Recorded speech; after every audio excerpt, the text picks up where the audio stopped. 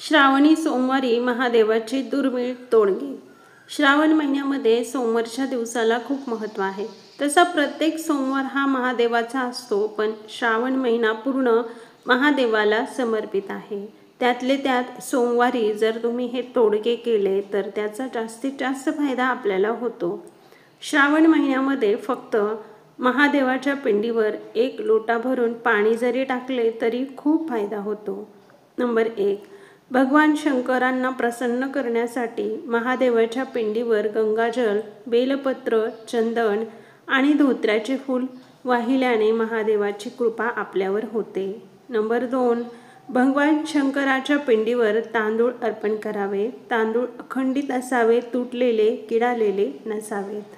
Number 4, मनासारखा जोडीदार मिळत नसेल तर किंवा लग्न जुळत नसेल तर गौरी शंकर रुद्राक्ष महादेवाच्या पिंडीवर अर्पण करावा आणि मनातील इच्छा बोलावी। नंबर 5, अथंग प्रयत्न करून देखील संपत्ती मिळत नसेल तर श्रावण महिन्यापासून दररोज संध्याकाळी 41 दिवस खंड न पाळता शुद्ध गाईच्या तुपाचा दिवा महादेवाच्या मंदिरात लावावा। यामुळे आपल्या प्रयत्नांना यश मिळते। नंबर 6, पितृदोषामुळे आर्थिक समस्यांना सामोरे जावे लागत असेल तर कच्चे तांदूळामध्ये काळे तीळ मिसळून दान करावे, यामुळे आर्थिक अडचणी दूर होतात। नंबर 7, आर्थिक स्थिती सुधारण्यासाठी सोमवारी पिवळ्या कपड्यामध्ये 7 हळदीच्या गाठी 1 रुपयाचं नाणं बांधून देवघरामध्ये ठेवा। तुपाचा दिवा लावून देवाला प्रार्थना करा, नंतर ते गाठोडे आपल्या तिजोरीत ठेवावे।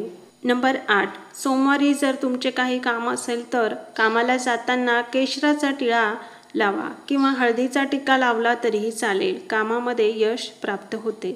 नंबर 9, सोमवारच्या दिवशी जर या वस्तू दान केल्या तर महादेव प्रसन्न होऊन आपल्या इच्छा पूर्ण करतात। पांढरे वस्त्र, दही, दूध व साखर या वस्तू।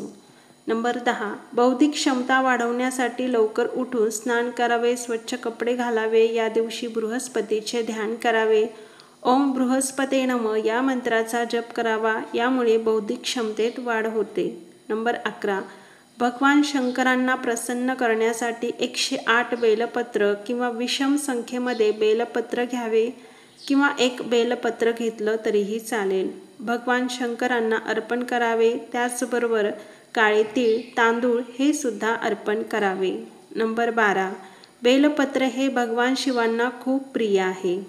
तुमची इच्छा पूर्ण व्हावी असे तुम्हाला वाटत असेल तर सोमवारी 21 बेलपत्रावर लाल चंदनाने ओम नमः शिवाय लिहून भगवान शिवांना अर्पण करावे। शिवपूजेत बेलपत्राला आध्यात्मिक महत्त्व आहे। बेलपत्र शिवांना अर्पण केल्याने भगवान भोलेनाथ लवकर प्रसन्न होऊन भक्ताच्या इच्छा पूर्ण करतात। मंडळी, तुम्हाला हा व्हिडिओ आवडला असेल तर नक्की एक लाईक व्हिडिओला करा आणि चॅनलला सबस्क्राईब करा। धन्यवाद।